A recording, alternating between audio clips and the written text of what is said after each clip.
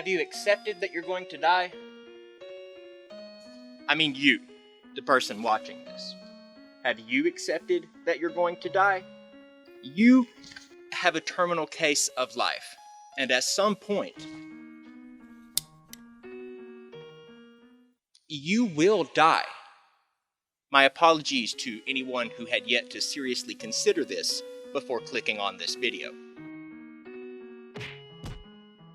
As we grow into adults, there are three components that make up our understanding of death: irreversibility, non-functionality, and universality. Yeah, it's gonna be one of those videos.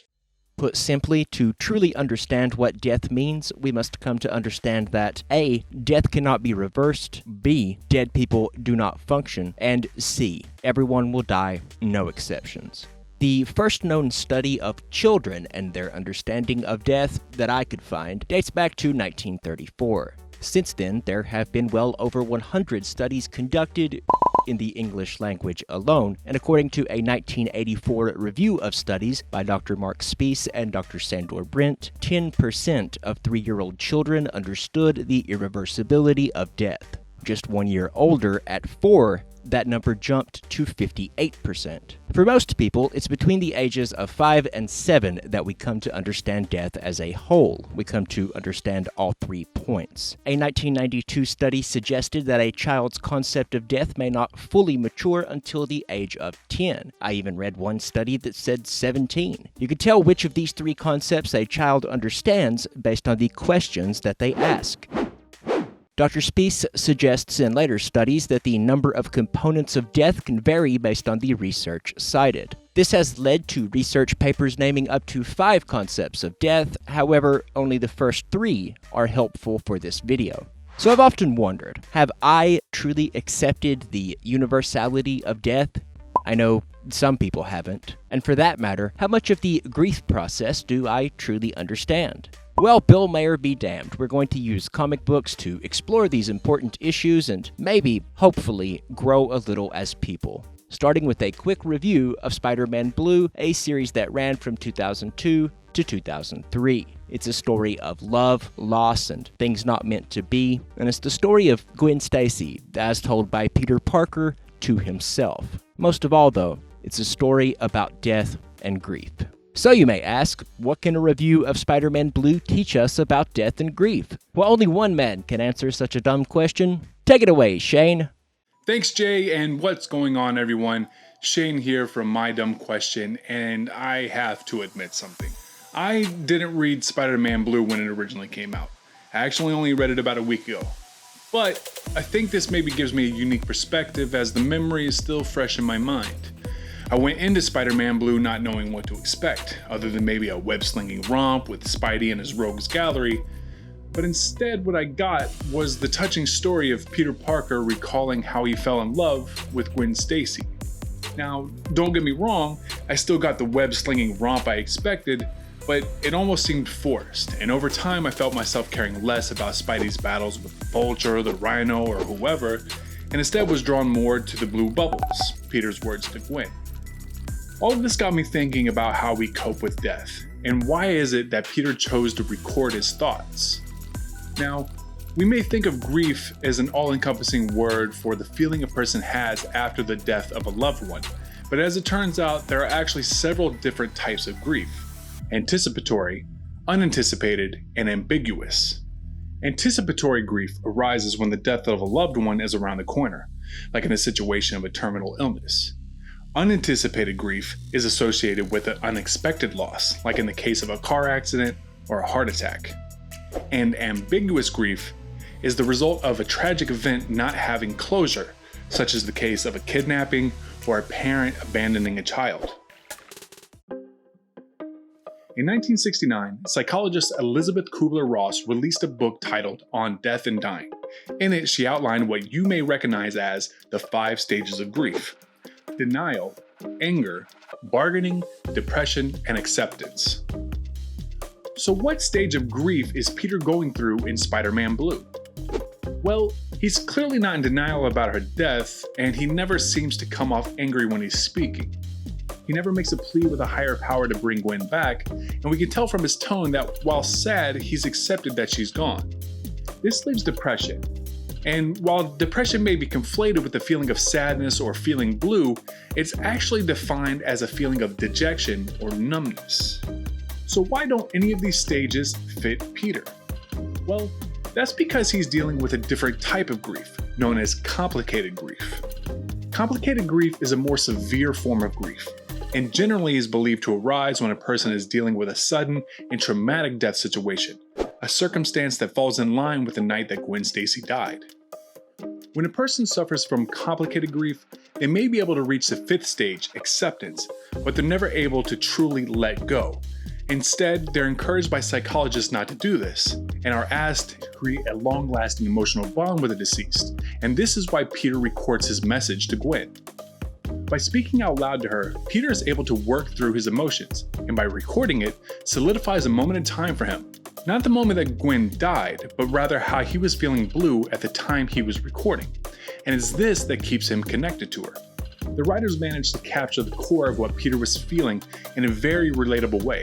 And when the story culminates with Mary Jane telling Peter to say hello for me and I miss her too, I manned the up, bit my lip till it bled, What is life?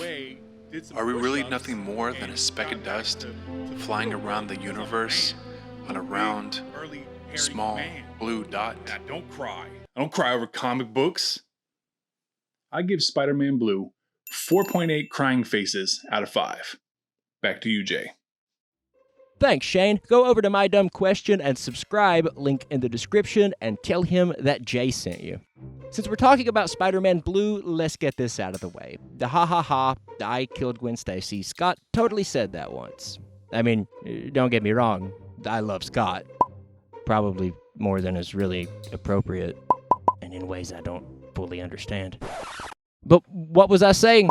Right, so we've learned a lot so far. Peter is suffering from complicated grief. He still feels deep down sorrow and pain, and he seems numb and detached, focusing on little else other than what he's lost. And the comic itself seems to work this numb detachment into the narrative itself by showing us images of Spidey fighting villains and throwing out quippy one-liners, all while these little blue boxes tell us a different story. A story of grief and loss and death. Gradually, these feelings should ease. Peter should be able to accept his loss and move forward. I think it's important to note here that not everyone experiences grief in the same way. Everyone finds their own path through the grieving process. To quote grief counselor David Kessler, who co-authored 2 books with Elisabeth Kübler-Ross, "The 5 stages are tools to help us frame and identify what we may be feeling, but they are not stops on some linear timeline in grief. Not everyone goes through all of them or in a prescribed order. Our hope is that with these stages comes the knowledge of grief's terrain, making us better equipped to cope with life and loss. At times, people in grief will often report more stages. Just remember, your grief is as unique as you are."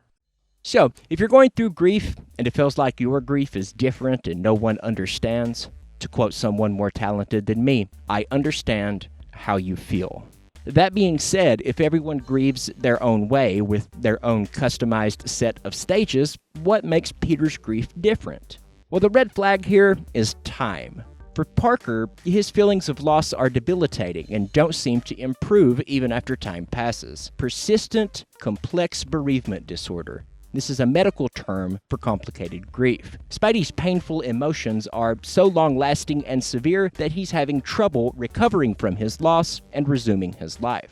As Shane pointed out, Gwen's death was sudden and traumatic. On top of that, she was killed by Green Goblin because of Peter, who tried to save her and failed. People suffering from complicated grief often believe that they personally did something wrong that led to their loved one's death, or that they could have somehow prevented the death. This particular point hits a little too close to home for Peter. We can see the facts. Peter didn't throw Gwen off that bridge.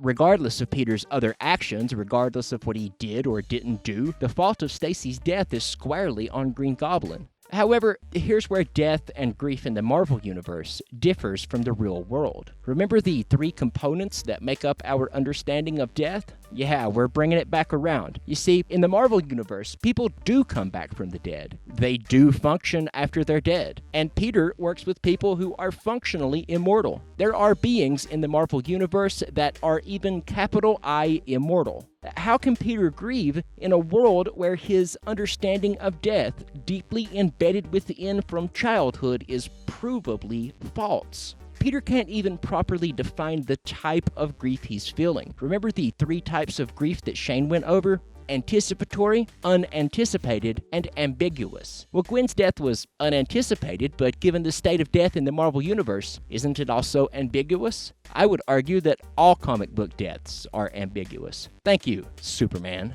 Sadly, this happens in the real world. Anytime someone goes missing and doesn't return, it's both unanticipated and ambiguous. However, in cases where a loved one has died, well, there's nothing ambiguous about that. Unless you live in a comic book world where people routinely come back from the dead or as ghosts or zombies. So, yeah, Peter Parker's grief is more complicated than any grief has a right to be. And this story teaches us a lot about grief if we distill a phrase from a friend or read between the panels. Spider-Man Blue made me honestly consider my own death and the way that I approach grieving for loved ones. We should have deducted a point for that.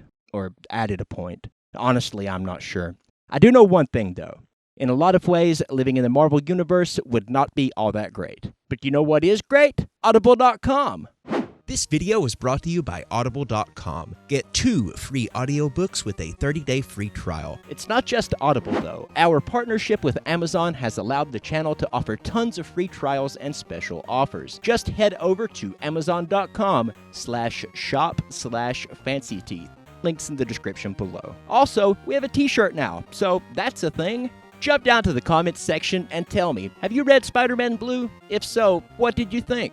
I'd like to extend a special thank you to Shane from My Dumb Question and also Lore Reloaded for his help with the voice acting. Hit like and please share this video. It was really hard to make. Pretty please? And until next time, be kind to each other. And call your dad, if you can. I'm Jay Parks.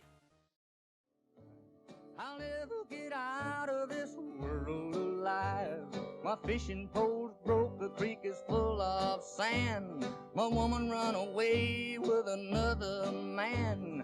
No matter how I struggle and strive, I'll never get out of this world alive.